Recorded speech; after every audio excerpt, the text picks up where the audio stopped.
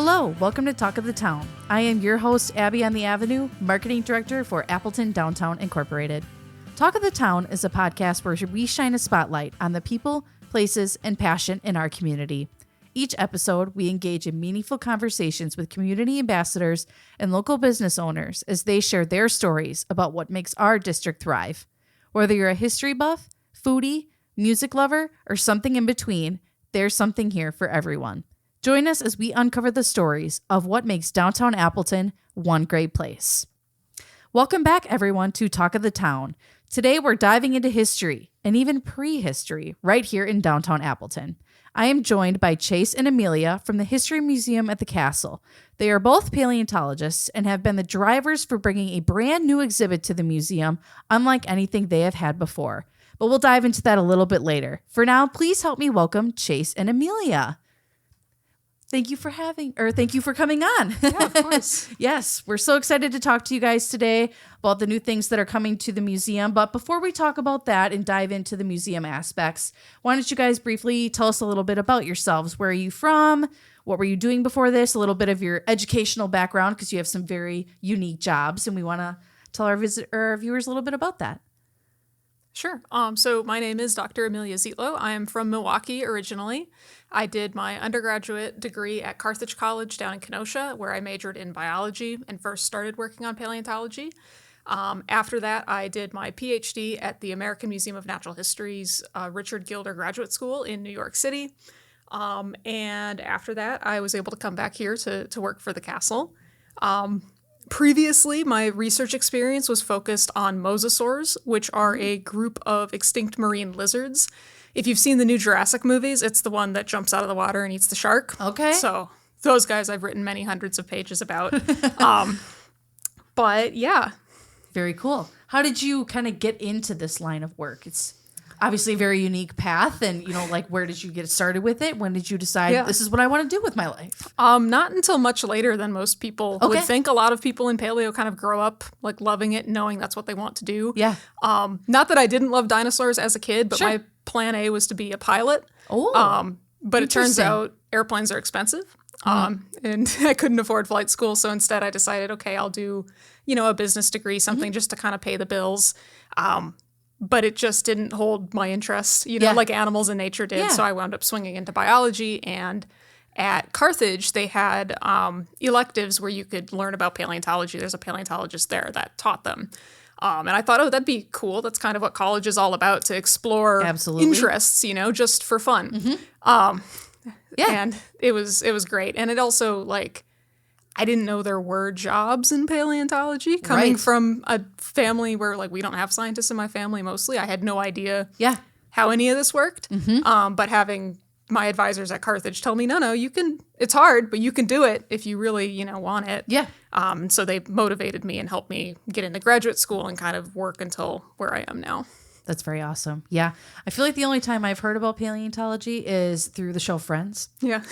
Through Ross and how he was a paleontologist and how they joke about that. So that is my very little experience with it as well. So very cool that you were able to kind of dive into that and find a passion. And now here you are today kind of exploring that. So how did you get involved with the castle specifically? Yeah, so that's kind of interesting. A person who was not a Carthage student but worked with my Carthage advisor actually was previously working for the Weis, Joe Fredrickson.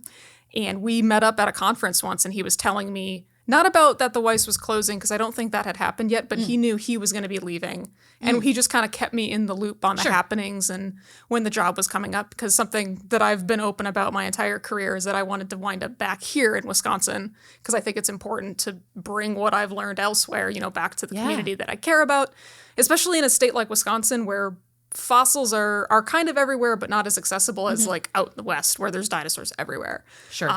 So I was really passionate about that, and also because paleontology is a gateway science to people having a broader understanding and appreciation for the world around them in general. And so I felt like that was very important to wind up back here.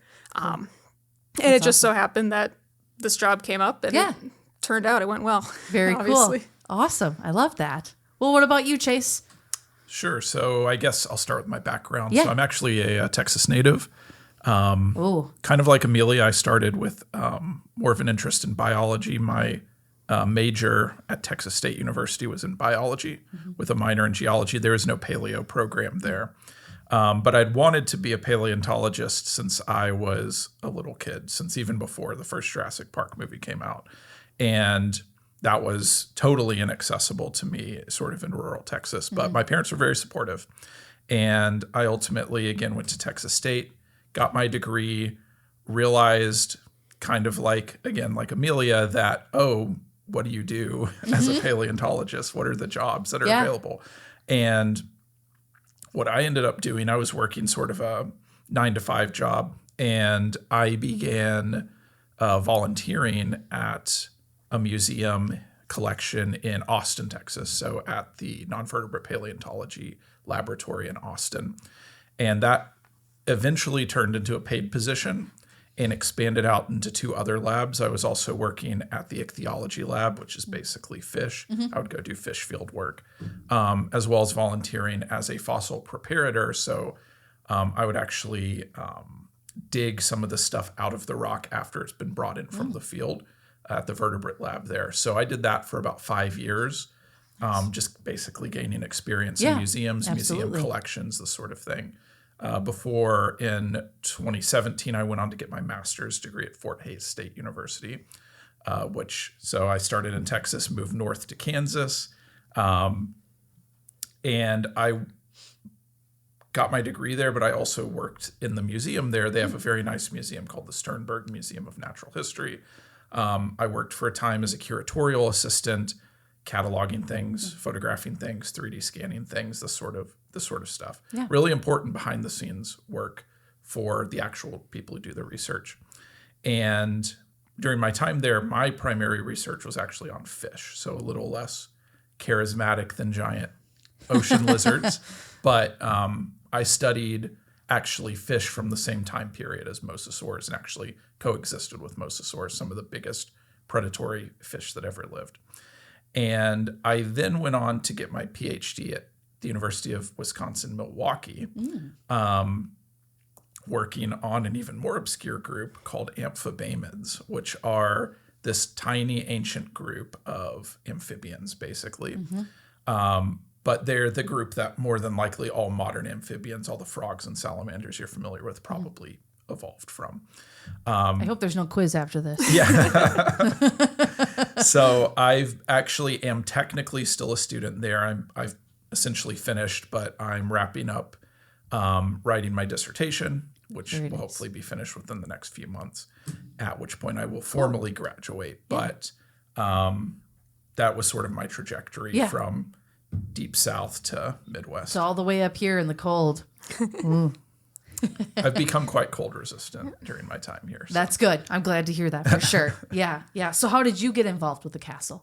So during my time at UWM, when I was physically down there, of course, now I live in Appleton, but when I still lived in Milwaukee, I was essentially in charge of the Green Museum, which is a small geology and paleontology museum they have there on campus.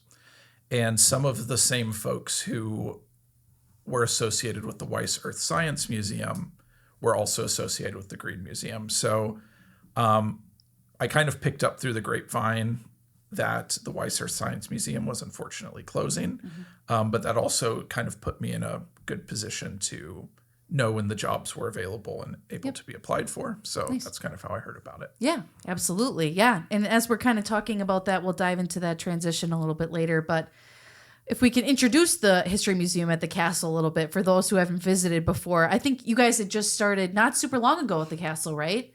No, we both started about the end of August. Okay. All right. So as kind of newer visitors or employees to the museum, give us a little bit of an overview of what people can find at the castle, aside from what you guys have been specifically working on. Sure. So historically, the castle has been a local Appleton history museum, with their primary focus being on Houdini. That's one of their big exhibits. More recently, I think it finished in 2018, but they also have a really nice exhibit on the first floor about basically local Appleton history throughout sort of prehistory all the way up to modern history and the Fox River Valley. It's called You Are Here. It's a very nice exhibit.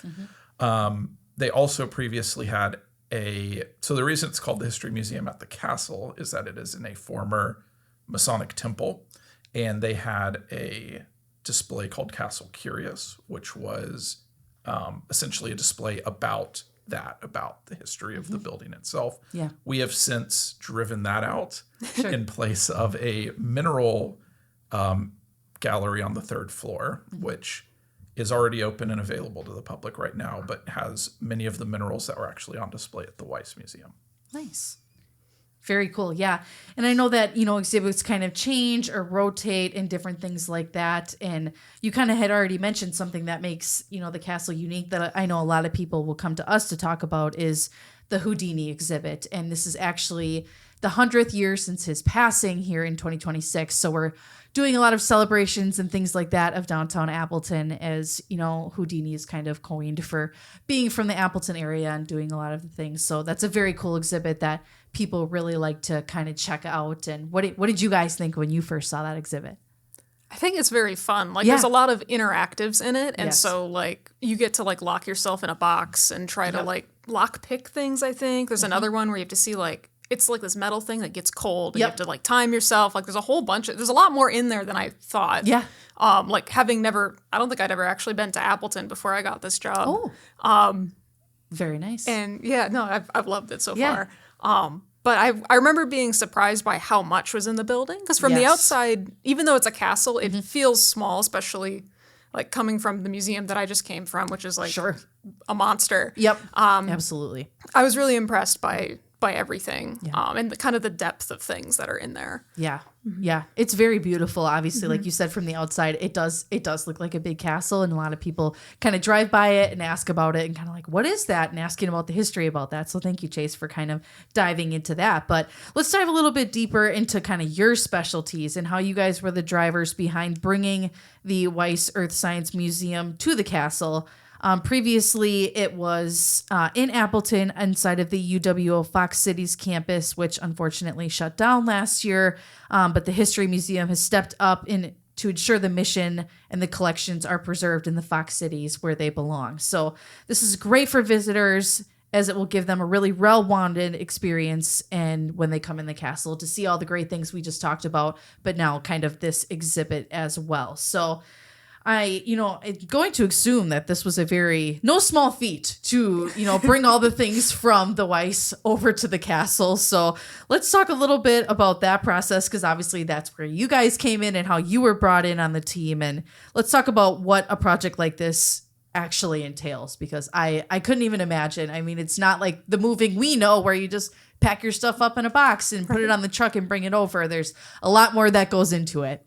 Well, there was a lot of putting stuff in boxes, packing them up on a truck and driving them over. But I first want to just point out that two things. The first is that it's really cool that the collection, the entire museum collection, got to be acquired by a local institution, but B, a single institution. So that's very uncommon for museums. Oh, okay.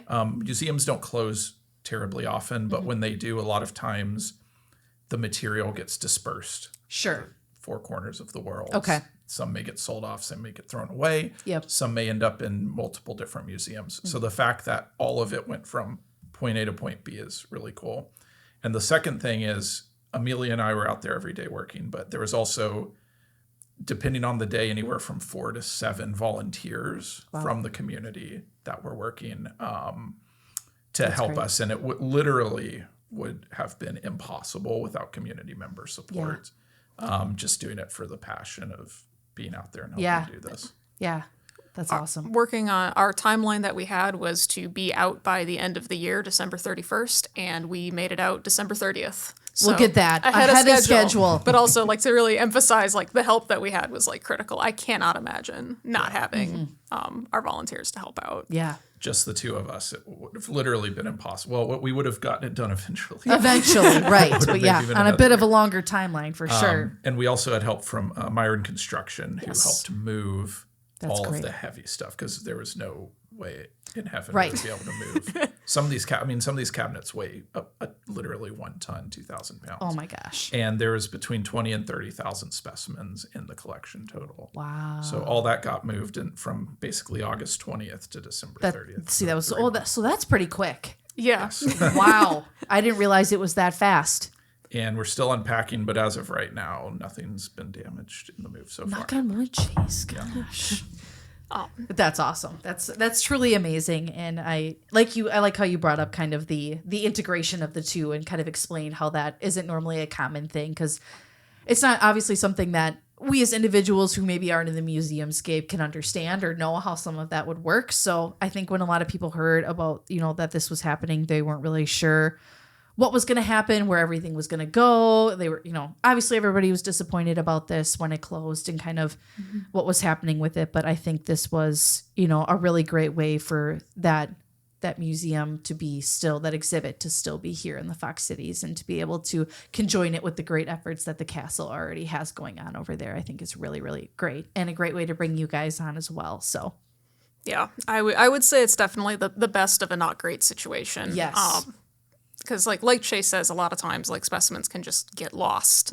And we worked very hard to make sure everything was packed very carefully. Everything was documented at every step of the way. We were making sure we were writing down notes, taking pictures, and making sure that at the end of December 30th that we went through, did a final pass. We literally swept up the floors in the collections room to make sure there's no little bits of rocks or bones or anything else that we were missing. Yeah. So Yeah. That's awesome. Yeah. And, Amelia, as you're kind of talking about some of the things you did, let's dive a little bit deeper. What were your roles specifically in the process of the relocating and preserving of the collection? Sure. So I was kind of in charge of managing the whole crew. So, Okay. Of course, I did a lot of the packing myself, involving a huge amount of bubble wrap, huge amount of packing peanuts, all the typical things you might expect. Yeah. But my primary job was also to basically keep everyone on task and on time. So we would kind of set short-term deadlines. And the way in which we moved throughout the space also had to be managed. So even though the museum's, the Weis Earth Science Museum was a good size, once you actually start pulling things down, you run out of space very quickly. So it sort of becomes a game of gridlock where things have to move out. Yep. Things have to get pulled down. Then that stuff has to get moved over to this corner or that corner and then moved out. So it became kind of a game of Tetris. Yeah. And then another aspect that I had to deal with was making sure the material that didn't belong to the museum made it back to the appropriate people. So I think in the end, I returned 9 or 10 loans to other institutions. Because I'm sure due to time constraints, they were unable to get those loans back before the museum closed. So sorting out what belonged to who and make sure we're not taking stuff that doesn't belong to us was also important. Yeah. Yeah. A lot of organization for sure. And then on my end of things, I'm more so in charge of the programming and outreach side of the collection. So during this 6 months of moving out of the old museum, I was over there on site helping as much as possible to make sure we got that done. But also on the side, I got a new exhibit into the castle kind of up. I don't remember exactly how long that took, but within the first 2 or 3 months, we pulled a couple specimens off display selectively and made a new exhibit at the castle about bird evolution broadly, because that kind of covered a lot of topics in one go, and it included some really cool fossils that we could put up on display. Cool. And then I've also designed a couple new field trip programs so that when schools come to the museum to learn about dinosaurs, I have something to talk to them about. And that has been happening so far. It happened pretty quickly, even without the full paleo exhibit and everything on display. We've had several field trips come through requesting those programs. That's awesome. And we have a lot more lined up for the spring and for the summer. Apparently this year, the library theme, nationally, is about paleontology. So we've gotten a lot of calls from libraries. So especially over the summer, I'm going to be driving out to libraries in other towns as well as in the Appleton area to bring things from the museum to share with those communities. That's awesome. Yeah. So, obviously I don't fully understand the great work that you guys are doing. I think it's so cool. But when you were thinking about going into this field, is this the kind of work that you were expecting that you would be doing? Like it seems like such a unique kind of opportunity to be able to do this. At least from my perspective, this is the kind of thing that I didn't expect to be doing right away. Sure. This kind of like task, like the undertaking of like moving and packing, and then more so, at least from my end, like setting up a new exhibit from scratch. Like almost, it's not a whole new museum, but it's almost going to be a whole new museum. Right. Like that's the kind of thing you work 30 years for to get the opportunity to do. Okay. And the fact that that's happened for us like immediately in our careers is kind of insane. And at least for me personally, it means a lot that it's happening in my awesome. state, and I get to actually do this. Yes. I had planned on some version of trying to come back and trying to do outreach and connect with communities, especially rural communities in Wisconsin. Yeah.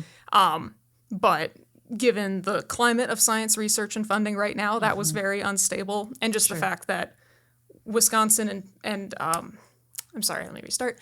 Wisconsin doesn't have as many paleo-focused opportunities as a lot of other states do. Sure. So I was kind of going into this thinking I'm fighting kind of an uphill battle here in terms of job search. Yeah. Yeah, because it's very unique. So Yeah, no, incredibly. That's awesome. And I'll kind of reiterate what Amelia said, that something like this, and kind of what I said earlier, which is this sort of thing is pretty uncommon. Museums don't shut down and move very often. Yeah. So when they do, it's sad on one hand, but it's also a great opportunity to be on the forefront of that move. Yes.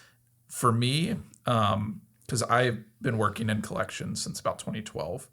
So a lot of it, I won't say was standard procedure, but it was unique, and it was the sort of thing that I actually was working towards, essentially was working in a museum in this capacity. And I bring that up to point out that for people who are interested in paleontology or even geology broadly, museums and museum work, it's not something you really see or think about or hear about, but there are actually a lot of museum programs across the country. I believe there's actually one at Lawrence, museum studies programs. And so that's actually a really good avenue to get into doing sort of paleontological work, if that's something your listeners are interested in. Absolutely. Yeah.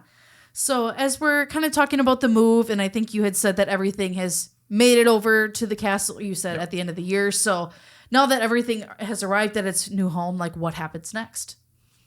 Unpacking. You're like, unpacking. Unpacking everything I just packed. Yeah. So basically that. So we packed up 271 drawers across 22 cabinets, as well as 216 boxes of specimens. Wow. In addition to several dozen really large things that are just, big mama sort of rocks and fossils. And many of the same volunteers, as well as some new volunteers who were helping us pack everything up at the Weis, are now helping us unpack and put away everything at the castle. And it's a work in progress, much like at the castle or at the Weis. It has to be very tactical because we're limited on space. So we can't just unpack everything all at once and just have it sitting wherever. So we have to be very smart about how we unpack it, the pace at which we unpack it, and where things go, especially the stuff that's ultimately going to go on exhibit. Yeah. And that's the other side of what we're working on now, is building the new exhibit. So a lot of it is definitely inspired by the old Weis Earth Science Museum. So if for listeners who had been there before it closed, the Paleo Gallery was kind of set up as a walk through time. So you kind of start at the beginning of time and progressively get more and more recent. We're doing a similar path. However, now because we have all of the specimens at once, we can kind of reintegrate them into new positions. So the old Weis actually had kind of a walk within a walk through time because there was a subset of the collection that was acquired later. So it wasn't fully incorporated into the walk. And so now in being able to take all of that out and put it all out at the same time, we'll be able to kind of make it cohesive and tell one story. And then in the center of the gallery is where we're planning to focus on the dinosaurs. So Wisconsin does not have dinosaur fossils, and that's because the glaciers during the last ice age basically steamrolled everything and turned it into gravel. So they were probably living here, but the rocks that would have held their fossils have been just ground into nothing. So the outer walk through time is going to focus as much as possible on Wisconsin specifically. But we still want to show off these dinosaur fossils and other cool things that museum had, Right. That we now have. So the dinosaurs will be in the center of the room, and front and center will be the T-Rex skull cast from the old Weis. And we're going to kind of use him to just highlight some very interesting aspects of that animal because it is so popular and charismatic that it's a very good animal to kind of focus on and to highlight.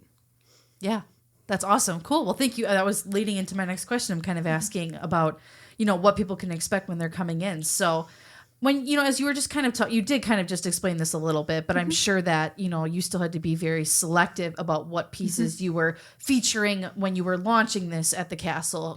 Talk a little bit about that process. I know some of it we may not be able to understand, but a little bit about how that selection process went. Yeah, so a lot of the material is going to be the same stuff that was on display at the old Weis because naturally they had also chosen like very gorgeous or very interesting pieces to put on display. So we're going to be reusing a lot of those on this display. But also we have the advantage of just like I mentioned earlier, like having taken everything out, we can kind of start over and assess as we're unpacking. Yeah.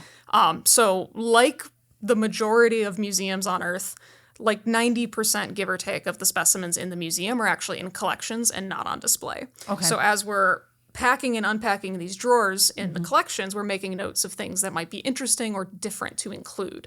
And so that's been really fun. And basically, it is essentially like as we're unpacking or as our volunteers are unpacking, if something catches our eye, we make note of that and have been setting some of those things aside, writing them down, etc. Yeah. For me, and like I mentioned earlier, really keen on picking things that are special that I've maybe never seen in any of the other museums I've been to before, right. Yeah, or tapping things into that have a very clear connection to Wisconsin or are unique to Wisconsin. So, for example, we're going to heavily feature our state fossil, which is a little trilobite. They look kind of like pill bugs or roly-poly bugs. We've got a ton of them, and so we're going to feature those and actually. Earlier this week / last week, we finalized a new logo for the exhibit, which features a really unique fossil that we have of 4 of these little trilobites kind of all in a line. Cool. So we're incorporating that and highlighting that. Yeah. That's awesome. Very cool. I love that. As I'm sure there were a lot of challenges that kind of came up during this process, because like you guys said, it's kind of an unusual thing that happens. What were some of those unexpected challenges that you guys faced during the transition and how did you overcome them? Well, there were a lot of challenges. I will say, all things considered, the move went pretty smoothly. One major challenge, believe it or not, was weather. So, as you might imagine, in Wisconsin? we were moving right in the middle of winter. Yeah. And so the timing on when things had to move, part of the reason we were out on December 30th and not, a week earlier was because there were times when we had expectations that some of the bigger material would get moved, but the weather just wouldn't permit it. It was just snowed in. Everyone's trucks were full of snow. You couldn't move anything, or it was raining, or it was sleeting. And so working through the weather was actually a major part. Yeah. Another big piece that was a bit challenging was, 80% of specimens are functionally rocks. They're not actually rocks. They're beautiful objects of nature, but they're pretty durable. They can be wrapped. They can be set aside. But 10 to 20% are extraordinarily delicate. And figuring out in a short time frame to the best of our ability with the materials that we had, how to move specimens that if you breathe on them wrong, they'll just fall apart. Yeah. Was very tricky. And we managed to pull it off. And we have quite a few specimens, at least 2 or 3 of which are on exhibit right now in the gym gallery, that are of that nature, where if we had turned too fast and hit it against a wall, it would have just crumbled to dust. So overcoming that was fun. I'm sure. Yeah. A lot of pressure. It's definitely. It was funny to me because very recently my prior museum reopened their gem gallery and there's all of these really huge, delicate, intricate things. And I remember when I went through there with my friends, I was like, how do you move something like this? What? Who does this? Yeah. And now here we are. And you're like, moving now things it's me. Like that. Yeah. It's a lot of bubble wrap and crinkle paper. The answer and is very carefully. Yeah. Absolutely. Yeah. Is that something you guys had any training in, or did you kind of just had to learn as you go? I had moved mineral collections in the past. Okay. During my time at the Sternberg, we actually moved quite a large mineral collection, but nothing on the scale of what we had here. Yeah. So yeah, here it was definitely quantity. Just being blown away looking at a gallery that has 15,000 beautiful mineral specimens that you have to be very, very, very careful with. Yeah, absolutely. Yeah. So as we're kind of looking, into the present and the future with these, what can people expect if they were to come in the museum now versus, the coming months, years? What is the future plan for this exhibit? So currently, like Chase mentioned earlier, the gem gallery is open. It is 95% completed, and that is only because there are 3 brand new exhibits cases that we're putting in that exhibit to talk about 3 different kinds of rocks. That had to be put on pause for us to go find them and stuff while we put together the paleo exhibit. The paleo exhibit it will be a manifesting / we have told people it will be open to the public March 26th. Okay. So March 26th onward, the paleo exhibit will be it'll be open, it'll be ready to go. And we are planning on iteratively updating it as we go. Obviously, this is all coming together in 3 months. Yeah. Which is quite fast. And I'm really kind of happy and proud with what we have been able to do in this insane amount of time. Absolutely. But we do have kind of a short-term 1-year plan of kind of updating everything once we can breathe a little bit. Yeah. And then we'll see what happens after that. Yeah, absolutely. So this is something that's definitely going to be sticking around for a long time. Yes. Great. We love that so much. Well, thank you guys for coming to talk a little bit about that today. And before I kind of wrap things up, I know you guys are pretty new to the area, so this question will actually be kind of fun to hear from you guys. In your opinion, what makes downtown Appleton one great place? What have you loved about it so far as you've kind of been working here, living here? The castle. My answer, yes. Yeah. I like that, every time, if I want to try a new place for lunch or go to a new coffee shop, being new here, I haven't run out yet. Oh my gosh. I haven't run out yet, and everything's within a couple blocks, and I can just walk there for lunch or whatever from the castle. That's been really great. Yeah. And I do appreciate how many museums there are within a few block radius. Yes. Yeah. And Lawrence being right across the street is also very useful and helpful as well. Yeah. And we get a lot of interested students coming from Lawrence to help us out. So that's great. Yeah, for sure. And, you guys are right across from the brand new Trout Museum of Art as well. We have, like you said, a couple of other museums, another history museum, things like that. So it is really great that we have such a great community of those and great things to explore when you're coming downtown. So, and now another great exhibit to come visit at the castle. So thank you both so much for all of your work that you have done to bring this to the castle, bringing something new to the History Museum in downtown Appleton. So thank you both for coming on the podcast today. And for everybody who's wondering about how you can check this out, you can visit the History Museum at the castle at 330 East College Avenue in downtown Appleton. You can also learn more online at myhistorymuseum.org or on Facebook, Instagram, and LinkedIn. Thanks for tuning in to Talk of the Town. We'll be back with more stories, more voices, and more reasons to love downtown Appleton. Until next time, keep your ears open. You just might be hearing the next Talk of the Town.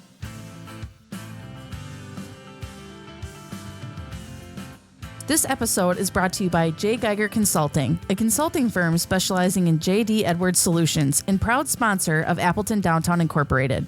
Special thanks to local songwriter Amelia Ford for creating original music just for this podcast.